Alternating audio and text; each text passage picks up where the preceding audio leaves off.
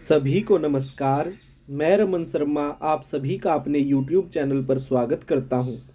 अगर आप इस चैनल पर नए हैं तो चैनल को सब्सक्राइब करें, वीडियोस को लाइक, कमेंट और शेयर करें। हमारा उद्देश्य समाज के उन नौजवान साथियों को मुफ्त शिक्षा उपलब्ध करवाना है जो आर्थिक तंगी या अन्य किसी पारिवारिक समस्या के कारण कोचिंग नहीं ले पा रहे हैं।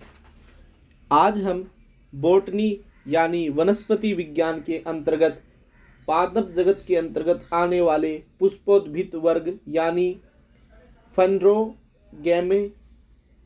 फेनरोगेमस, जिसके अंतर्गत जिम्नोस्पर्म यानी नग्न बीजी, एंजियोस्पर्म यानी आवृत बीजी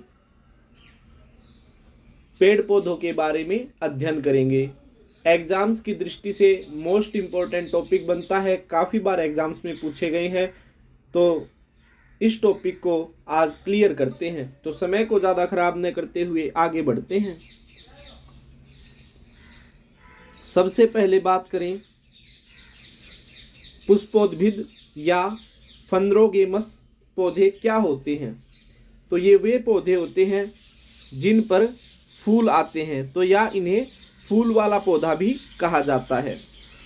पुष्पोद्भिद समूह के पौधे पूर्ण विकसित होते हैं। पूर्ण विकसित होते हैं कहने का अर्थ क्या है? इनके अंदर फूल, फल और बीज होते हैं। नेक्स्ट, पुष्पोद्भिद समूह के पौधों को दो भागों में बांटा गया है। कौन कौन से हैं? नग्न बीजी पौधे और आवृत बीजी पौधे। अब हम इन दोनों के बारे में डिटेल से पढ़ेंगे। सबसे पहले बात करेंगे नग्न बीजी, जिसे अनावृत बीजी या जिम्नोस्पर्म भी कहा जाता है।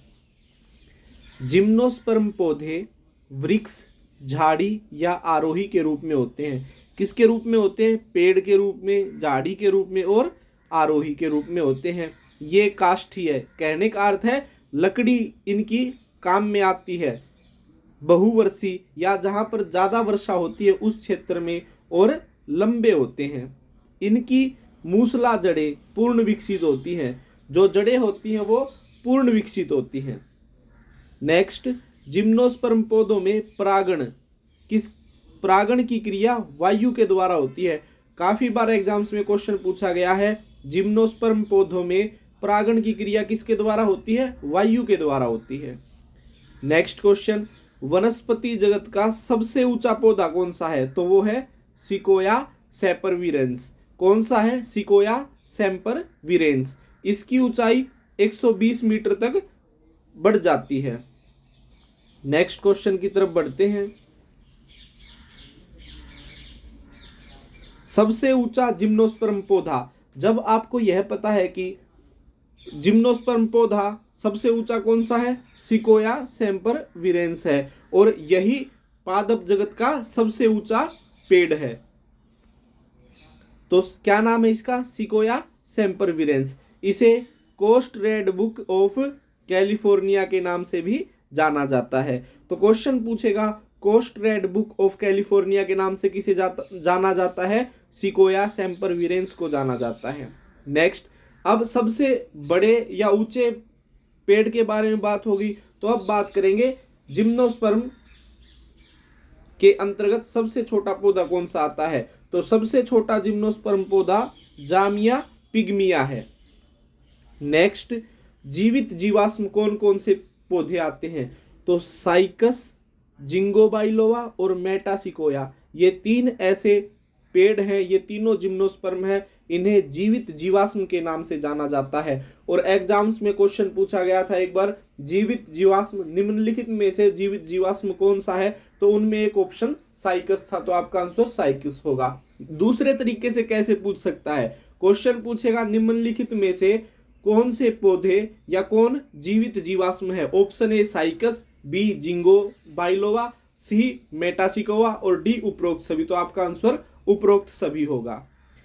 नेक्स्ट, मैडन हेयर ट्री के नाम से किसे जाना जाता है? जिंगोबाइलोवा को जाना जाता है। नेक्स्ट क्वेश्चन, पादप जगत में सबसे बड़े बीजांड यानी ओव्यूल्स व नर युग्मक यानी एंथ्रोगोइड्स वाला पादप कौन सा है? साइकस है।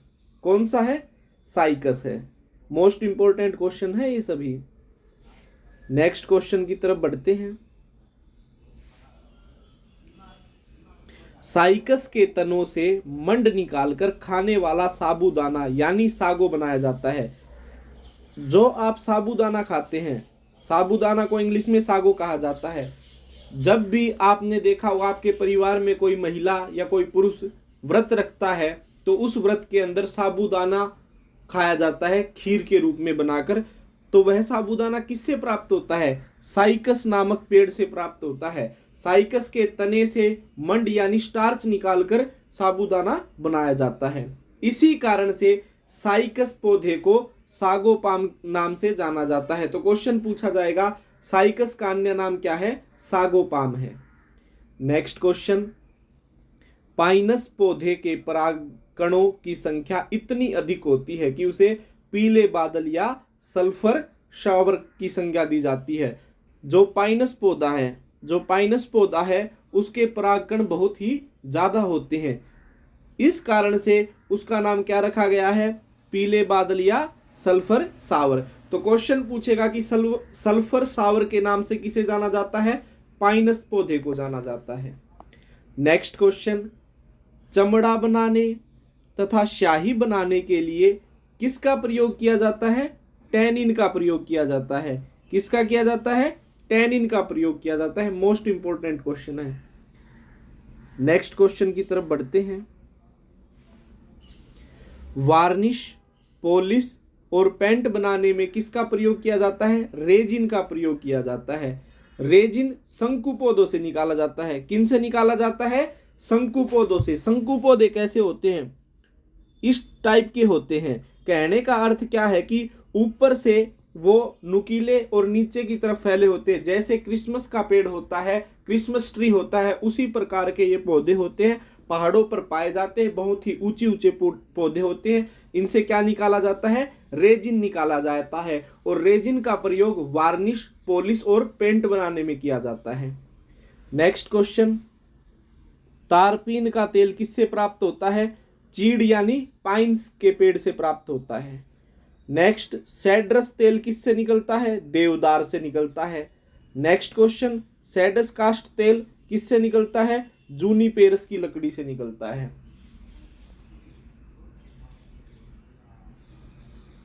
नेक्स्ट आगे बढ़ते हैं। अब बात करेंगे आवृत बीजी यानी एंजियोस्पर्म्स के बारे में। मोस्ट इंपॉर्टेंट क्वेश्चन है, सभी अच्छे से याद कर लीजिएगा। एंजियोस्पर्म पौधों में बीज फल के अंदर होता है। अभी हम जिम्नोस्पर्म के बारे में बात कर रहे थे। जिम्नोस्पर्म पेड़ों पर फल के अंदर बीज नहीं होता है या उन पर फल लगता ही नहीं है। अब हम आवृत बीज यानी एंजियोस्पर्म के बारे में बात करेंगे। इनके पौधों के बीज फल के अंदर होते हैं। कहने का मतलब ये है कि बीज के ऊपर एक आवरण होता है जो क्या कहलाता है? फल कहलाता है। एंजियोस्पर्म पौधों में जड़, पत्ती, फूल, फल व बीज सभी क्या होते हैं? पूर्ण विकसित होते हैं। एंजियोस्पर्म पौधों के बीज में क्या पाए जाते हैं? बीज पत्र पाए जाते हैं। तो क्वेश्चन पूछ सकता है कि किस प्रजाति के पौधों के बीजों में बीज पत्र पाए जाते हैं? एंजियोस्पर्म पौधों में पाए जाते हैं। नेक्स्ट, बीज पत्रों की संख्या के आधार पर एंजियोस्पर्म पौधों को दो भागों में विभक्त किया गया है। कितने भागों में? दो भागों में। एक तो है एक बीजपत्री पौधे, दूसरा द्विबीजपत्री पौधे।